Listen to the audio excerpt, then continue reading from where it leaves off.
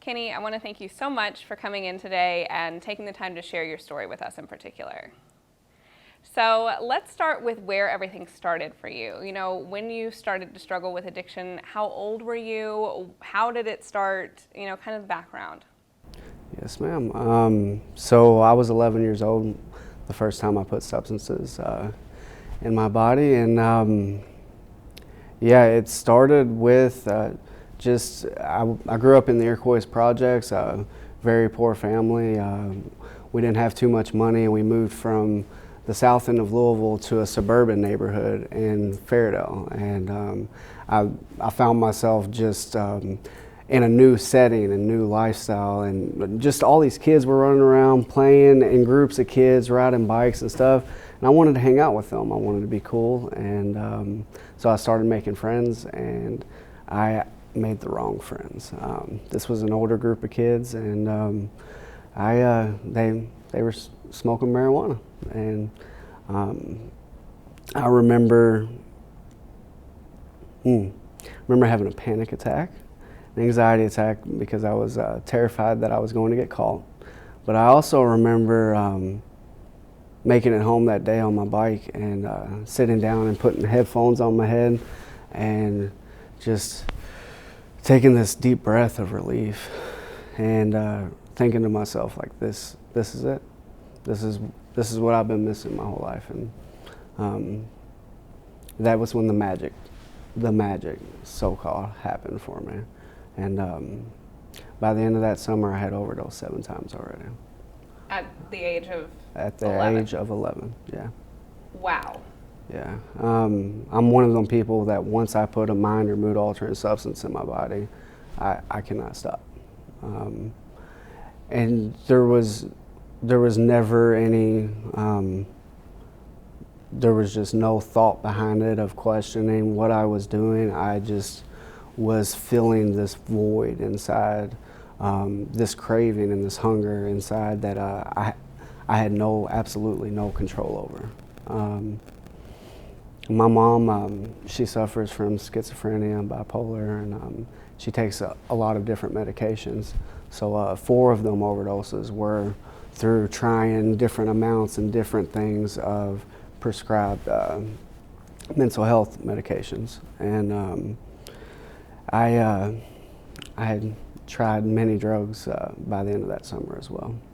Wow. So that's a lot to go through in one summer, but you said you overdosed 7 times that summer. How many times have you experienced overdose in your lifetime? Honestly, I don't know the exact number of times. I know that it's over 30 times.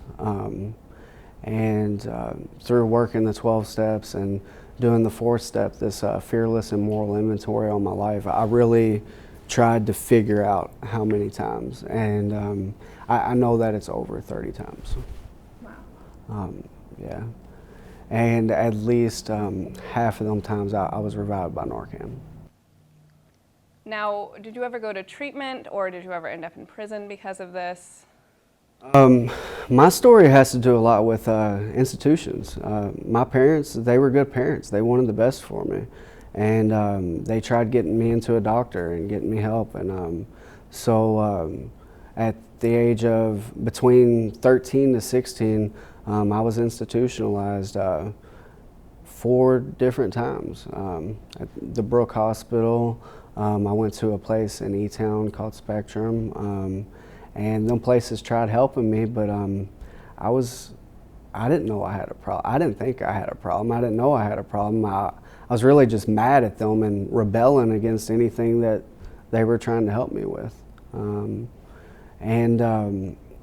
I never sought recovery. So I got emancipated at the age of 16 and started working. I dropped out of high school, and from there I was institutionalized at least a dozen more times, going to the hospitals, whether it was me telling a hospital, how do I explain this? I needed to get stabilized on some type of medication, and I knew that if you tell them certain things, you're likely to get the help needed. So I would tell them, hey, I'm suicidal right now. so that I could get into the hospital and be there for 3 days to a week and get back on some type of medication. And I came into recovery for the first time, and still here 6 years ago.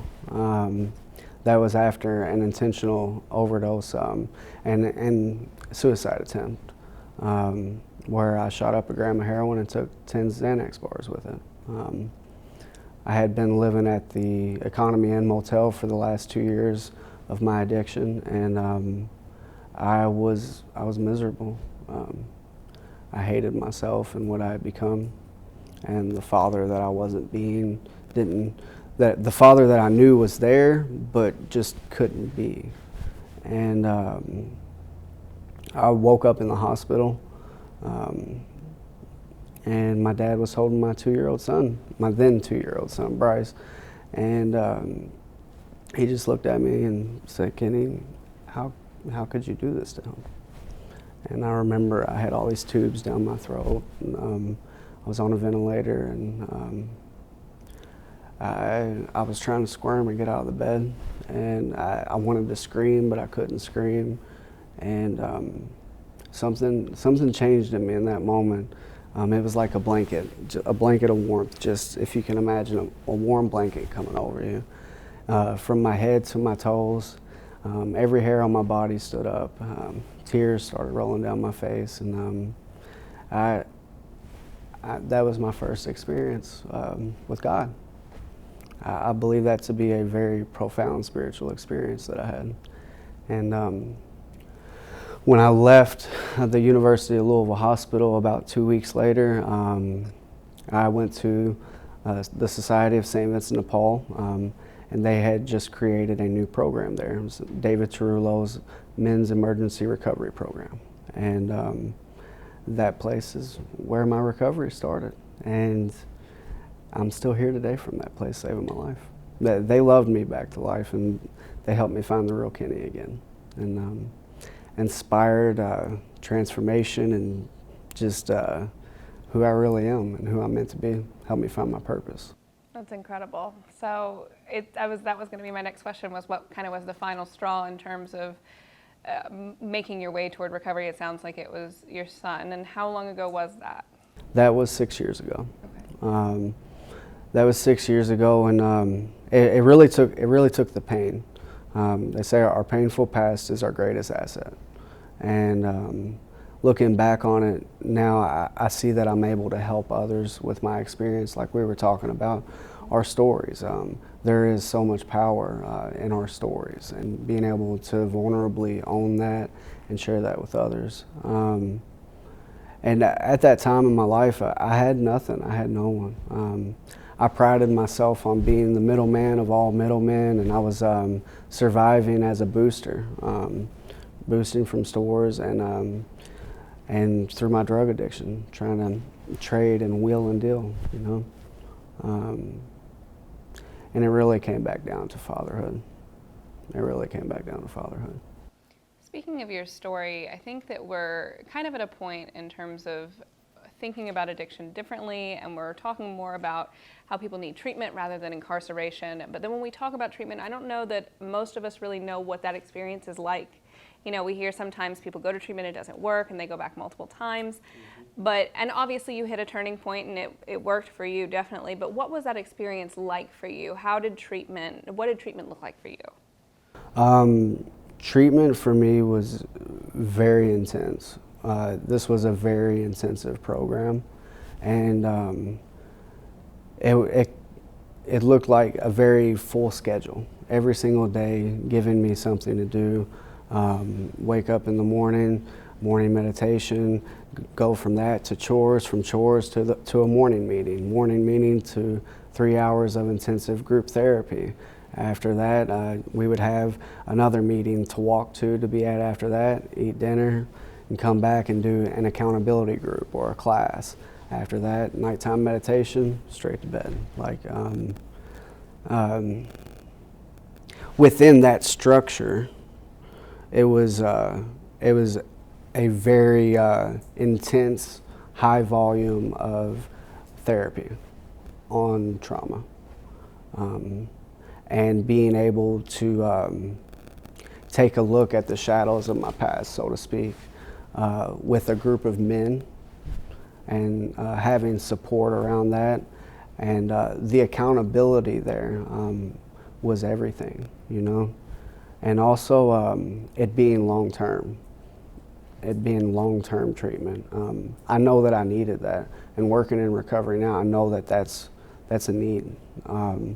In my judgment, I know that every person is different, and at the same time, in my experience, the majority of people need long-term treatment.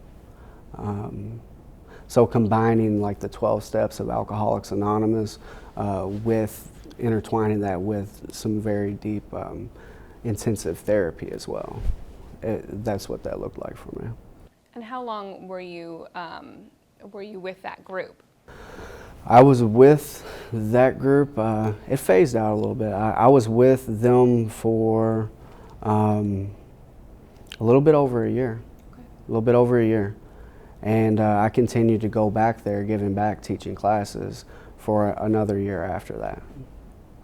And after that point, when you said, okay, I'm ready to kind of start my life again, what did that look like? And, you know, did you face any barriers when it came to getting into the workforce, or any stigma around what you had been through in terms of trying to re-enter society? There was definitely barriers. I think with the workforce for me, I was very active in Alcoholics Anonymous, and from that I knew a lot of people in AA, and I actually got a job as an electrician with Louis Warren, the owner of Warren Electric, and so they were all about second chances right away. And you know what? I didn't even think about it, but yeah, even within working for a company of the owner of the company being in Alcoholics Anonymous, there was still a huge stigma with coworkers of that I had to face with them, being ridiculed, being looked at differently.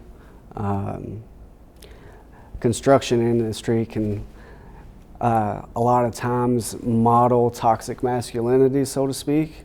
And so facing a lot of that and being the new guy, so like some hazing stuff, but it really all came back down to I only got picked on by the ones who weren't in recovery. I only got messed with by the ones who weren't in recovery. And when I think about my biggest barrier when I left that program was the whole time that I was there, I was building this relationship back with my son. When I first went there, he didn't want to talk to Daddy. He didn't want to hear me on the phone. He didn't understand what was going on, and that was really hard. And over that time, I had built that relationship back, and the whole time I was there, all I wanted was my son back. All I wanted was my son back. And when the day came of hey, it's time for you to go, I actually received what was called a move-up voucher, and received an apartment from that. But I was very naive on the realities of what being a single father was going to be like. The late nights, the learning to set a schedule for him. He was going into kindergarten after that summer. Being a single parent and finding a balance between being a single dad and recovery was very hard. So I think that to name a barrier there would be integrating from one phase of recovery to another. And I feel like that happens a lot for a lot of people when it's time to integrate back into society, or there's not enough time, or there's not enough work done there with the referral sources and what that's going to look like afterwards, if that makes sense. Absolutely, and it sounds like that's a lot of the work that you're doing now, and I'd love to talk more about the work that you're doing with Addiction Recovery Center, especially helping other people, and what you've seen in terms of what other people need, because like you said, you got a move-up voucher, you were able to get an apartment. I feel like a lot of times the pipeline is not there for success. So what are you all working on that is helping people to ensure that they are able to recover? Yeah, so I love working with addiction recovery care. I've worked with other recovery centers since I've been in recovery myself, and I really feel like this is the best model of recovery out there, because we provide the full continuum of care.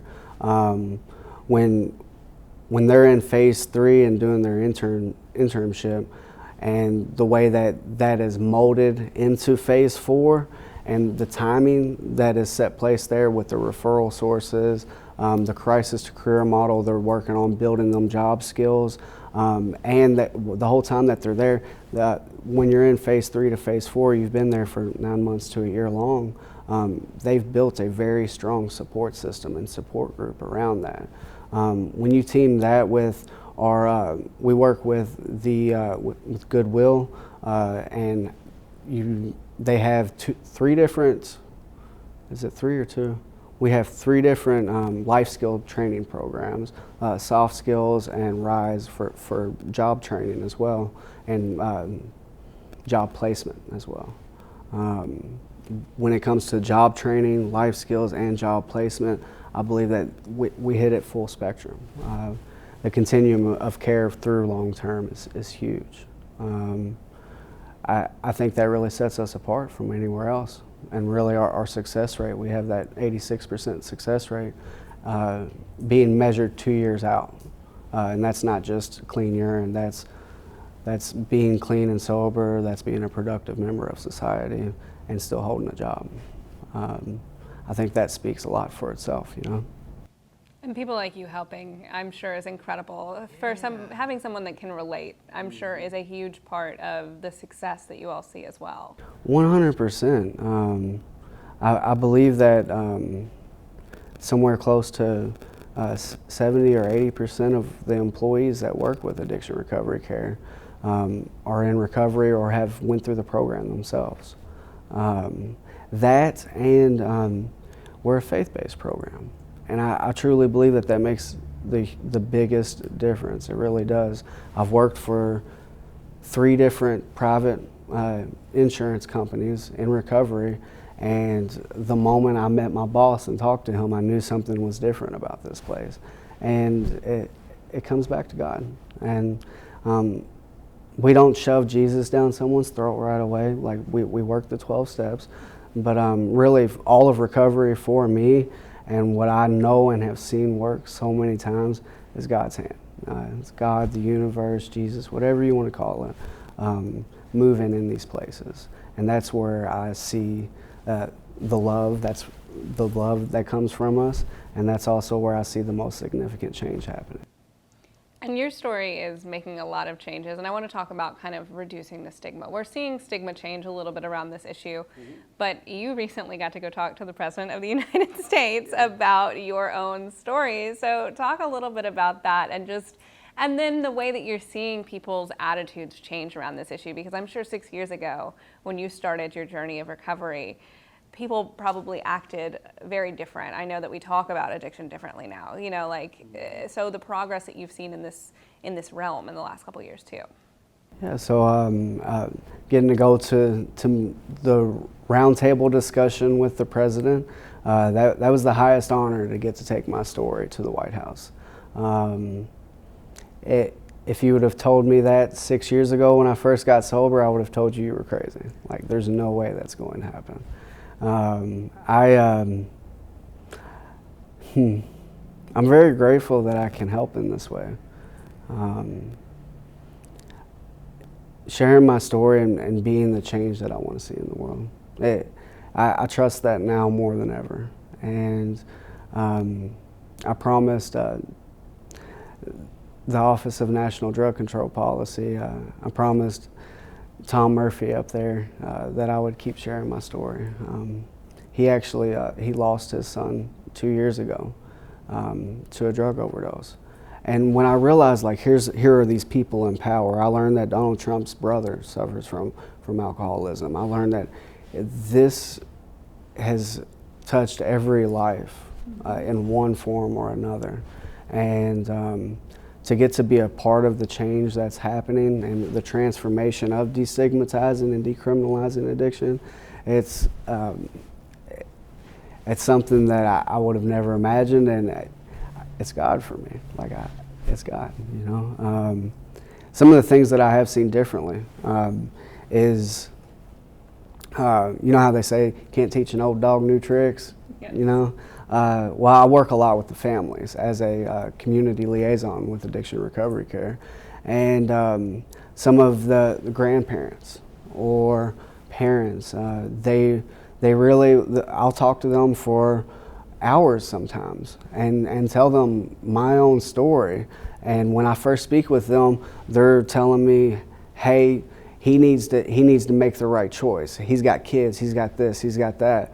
And after an hour or two of speaking and sharing my story and just sharing my experience, strength, and hope in the matter, that there's always an aha moment of, I didn't realize that, or this, or even more so than that. I think that it has already transformed. It's already taken a big shift, and people are more open to it now. When it comes to workplace environment, I've done a lot of discharge planning and referring out, helping people with their short-term disabilities and stuff like that. So working with the workforces, there is a huge stigma within the workforces, but also I've seen a shift in that too, of more companies are creating a peer support liaison with their company, stuff like that, to where they can work directly with people who are needing recovery and finding addiction resources. You know, it's happening. It's been slow and it's taken a while, but it's definitely shifting right now. I truly believe that people like you telling your story is a large part of the reason that we're seeing any progress at all. I think that this is an issue that has no socioeconomic boundaries. It knows no boundaries. And I think more and more of us are getting to know people who have struggled with addiction, and people who have struggled being more open is helping everyone understand. So I have to commend you for telling your story here today and in general. I think you're making a huge difference. And then just to wrap up, what else? So you talked a little bit about how companies are changing and people are changing, but we obviously still have a lot of work left to do. So how can other Kentuckians and companies around the state help in making this kind of change? How can they move forward destigmatizing addiction and helping people get employed and get on the right track? I think some ways that companies, I think of companies and I think of schools as well. Having speakers coming into the company and sharing their own personal story, like seeking out speakers to vulnerably share their stories within a company setting, at company meetings, or within the school systems. Because with that, just like the power of my story right now helping, someone vulnerably sharing their story within the company may be able to reach someone and shed light and awareness onto these situations and these lives, these people's lives. And also what I was speaking on earlier about the liaison position, having a trained peer support specialist for substance abuse within the company. I believe that would help destigmatize a lot of stuff too. Housing, when it comes to especially women's housing. And there's a real big need in services right now with long-term women's treatment facilities. There's a need in services for women's housing, and there's also a need in services for pregnant women's housing. And one thing that we don't have, and that I've done the research on, I haven't found one recovery center that will allow single parents with their children. So that's something that we don't provide, and there's a need in services there. I run into a lot. There's a reason why the statistics, any recovery center in the nation, more men are going in instead of women, and that's directly related to women having children and not being able to go get that help. So I think us having long-term or halfway houses that allow their children there with them could it's going to help a lot of people. Those are great points, and I have one more question.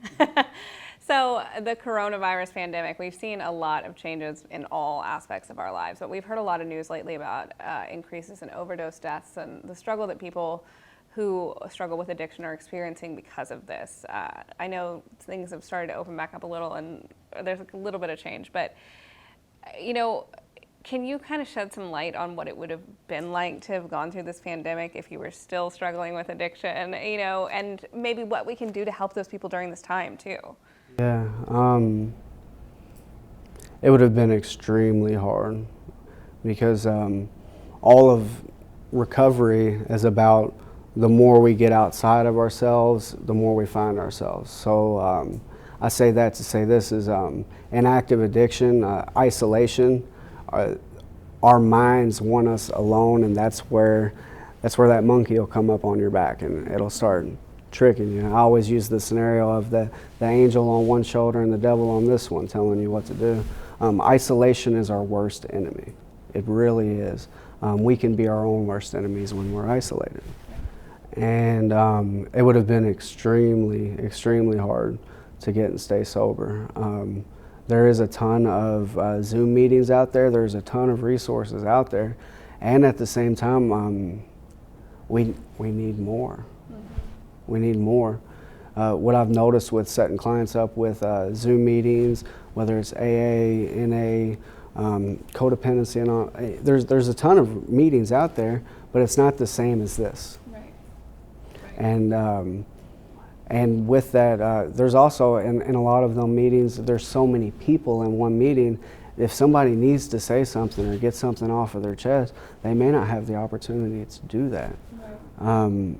I think some of the things that we can do is, I see in Louisville, a lot of meetings have opened back up, but the social distancing and wearing masks, I know it's a lot of precautions, but urging these houses or these normal places that hold the meetings to still open back up, to take them necessary precautions and to still open back up so that people can still meet and recover.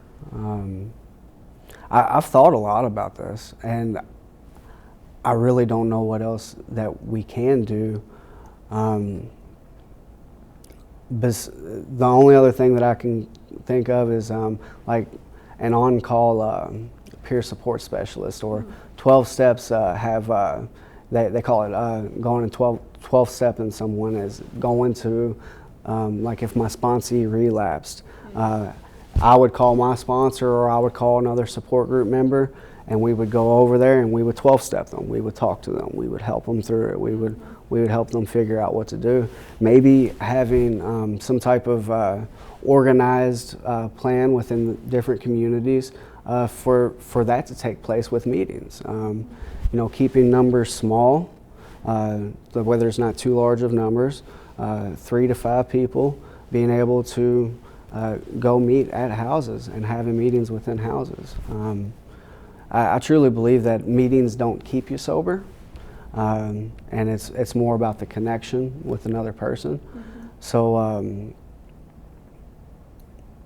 having that format, so to speak, that might help. I think that's a great insight, and I want to thank you so much again for sitting down with me today and telling your story. I really appreciate it, and I look forward to hopefully working with you in the near future to help move these issues forward.